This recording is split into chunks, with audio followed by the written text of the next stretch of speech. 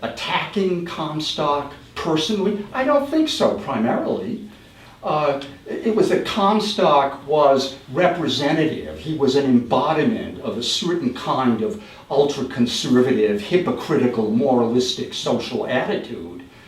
And he served Shaw as a trope for that. And there are other places where he attacks individuals. I would have gone into this if I had had more time. And again, they're types, they're representatives of broader attitudes that he doesn't like. In fact, in the passage that I quoted where he says to his French translator, all of the characters in all of my plays must be sympathetic, he adds, I didn't read it, no, my real target is the deficiencies of the institutions which produced these people, not the persons themselves. And he wanted us to laugh with his characters, not at them. And time after time, the phrase reappears in his plays where a character says, I found myself out.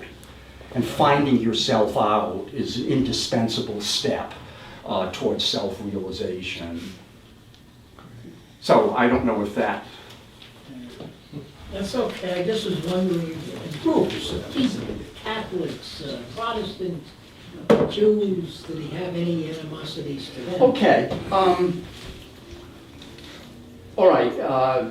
The thrust of your question wasn't clear to me at first. Something needs to be said about that, particularly in regard to Jews.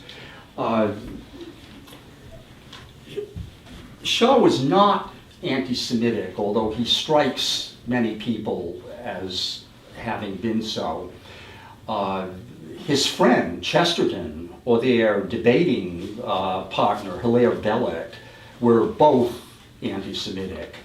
And he appeared with them. The reason why Shaw gets taken sometimes as anti-Semitic is that, in his the 1930s, he had a longish flirtation with strong men like Mussolini and Hitler.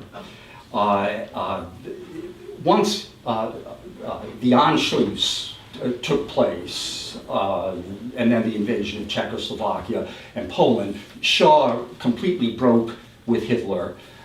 He was more pro-English in the Second World War than he was in the First. But he never endorsed Hitler's anti-Semitism. Shaw's a terrible mistake. I mean, his weakness of mind is that he took der Führer's anti-Semitism as just a bee in Hitler's bonnet, some weird obsession in an otherwise very effective statesman who helped Germany recover from World War I. So it's natural enough to think if Shaw said praiseworthy things about Hitler, then he must have been an anti-Semite because that's what Hitler was. But in fact, he dissociated himself from Hitler's anti-Semitism from the very beginning, and then became quite vehement about that later on. One of the sections of his preface to a late play, The Millionaires, deals with Hitler, and the title of the section is Pseudo-Messiah and Madman. And that was his description of Hitler at that point.